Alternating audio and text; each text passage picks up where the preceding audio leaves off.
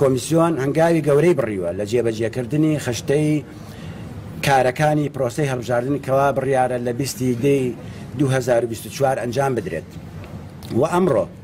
ئەنجومەنی کۆمیسیاران کۆبوونەوەی خۆی ئەنجامدا و بڕیاریدا بە پەسەندکردنی لیستی کاندیدەکان و هاوپەیمانی و حیزبە سیاسیەکان کە بەشدارن لە هەڵبژاردنی هەرێمی کوردستان و هەروەها بڕیاردرا بە دیاریکردنی ڕۆژی بانگەشەی هەڵبژاردن کە لە 25/9/2024 دەست پێ دەکات و بە دیاریکراوی لە دوای سەعات 12 ئەم شەو و بەردەوام دەبێت تا کۆتایی ڕۆژی 15/2024 سەعات 12 نیوە شەو و ژمارەی ئەو لیستانەی کە پەسەند کراون بریتیە لە 136 لیست و ژمارەی کاندیدەکان بریتیە لە 1191 کاندید. ژمارەی کاندید لە ڕەگەزی پیاو بریتیە لە 823 کاندید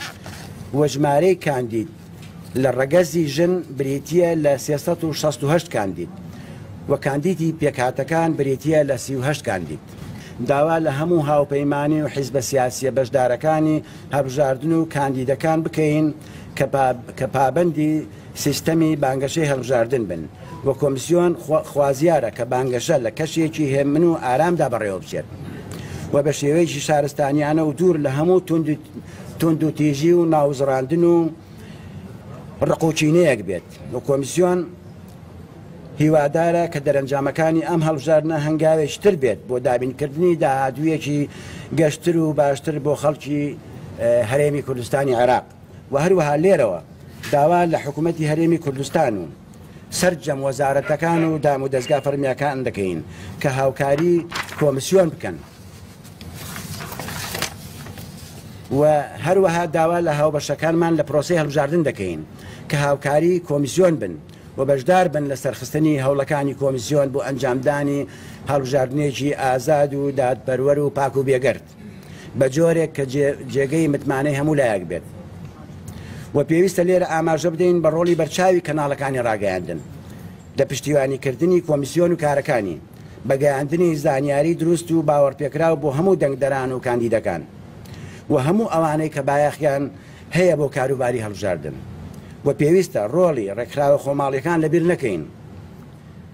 کە پشتیوانی کاروباری کۆمیسیۆنن لە هۆشیارکردنەوەی دەنگدەران و هەروەها ڕۆڵ و هاوکاریکردنی ئۆفیسی هاوکاری هەڵبژاردننی نێردەینێتەوە یەکگرتوەکانی یۆنامی لە پێشکەشکردنی ڕاوێژی هوەری بۆ کۆمیسیۆنی باڵای سەربەخۆی هەڵبژاردنەکان و دووبارە بەو بۆنەیەوە داوا لە هەموو هاوبەشەکانی پرۆسەی هەڵبژاردن لە دەنگدەران و هاوپەیمانی و پارتە سیاسیەکان و کاندیدەکان و چاودێران و میدیاکاران و هەموو ئەوانەی کە بایەخیان هەیە بۆ کاروباری هەڵبژاردن کە دەست لە دەست و هاوشانی یەکتر بن